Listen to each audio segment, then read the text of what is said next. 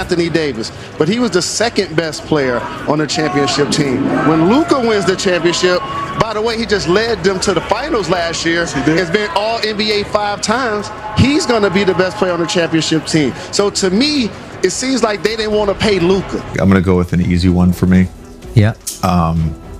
And this, hopefully this is non-controversial, but he was my teammate, and he's also one of the best players in the world. And to coach in the NBA, you need one of the best players in the world. It's Luka.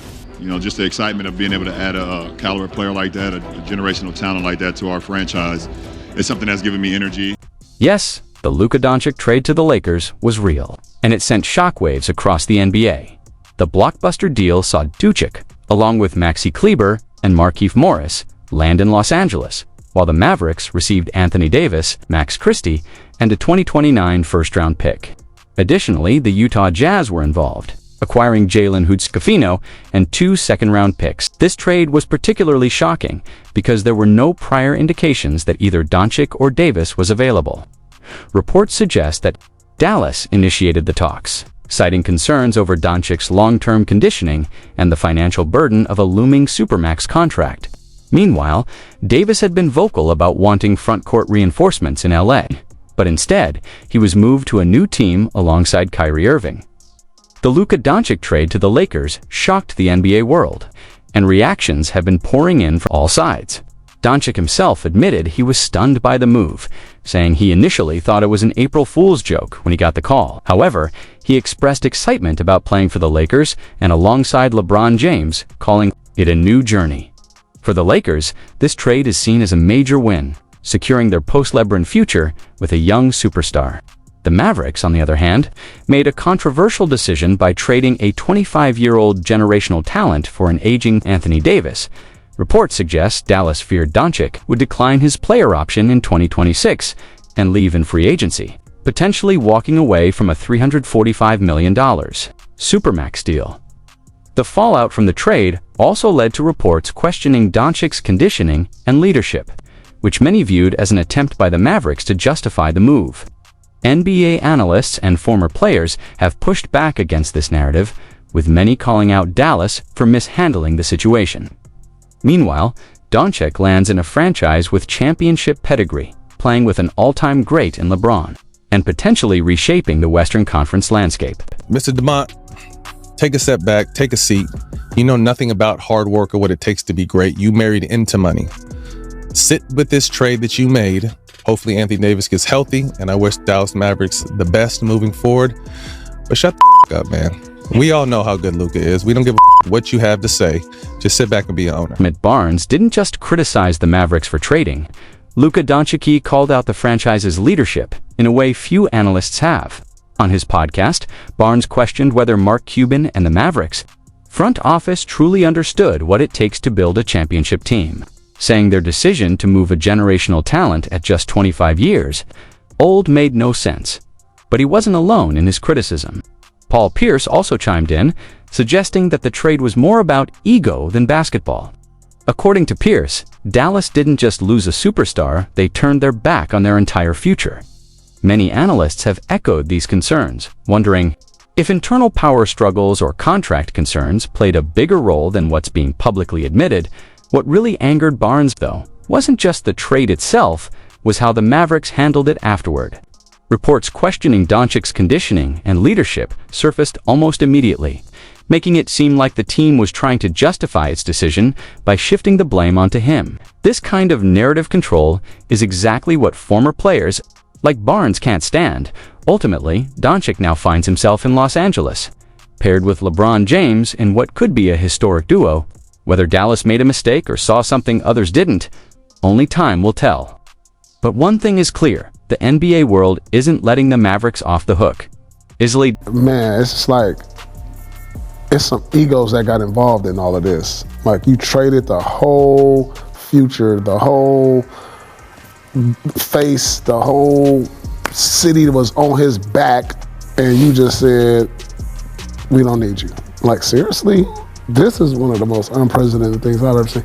Like, where do they go if they don't make the playoffs? Because they made this trade thinking like right now. Paul Pierce isn't buying the idea that this was just a basketball decision. To him, The Mavericks didn't just trade away Luka Dončić.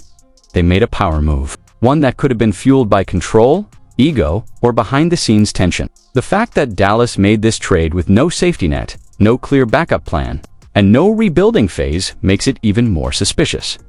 His biggest concern, if this gamble fails and the Mavericks miss the playoffs, it won't just be a bad trade, it will be a disaster, a franchise-altering mistake that could take years to recover from.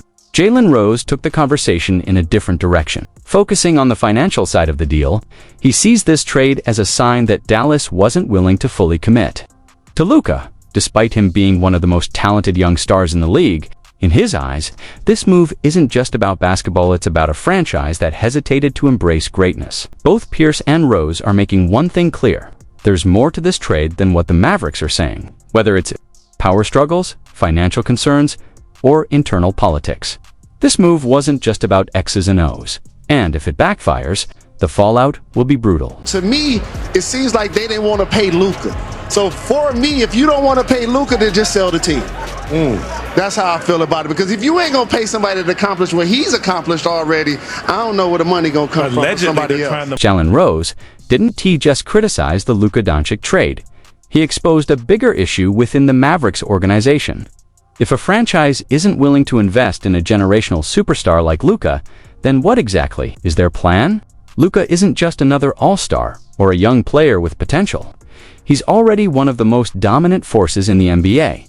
Yet instead of securing their future by building around him, the Mavericks chose to move on. What?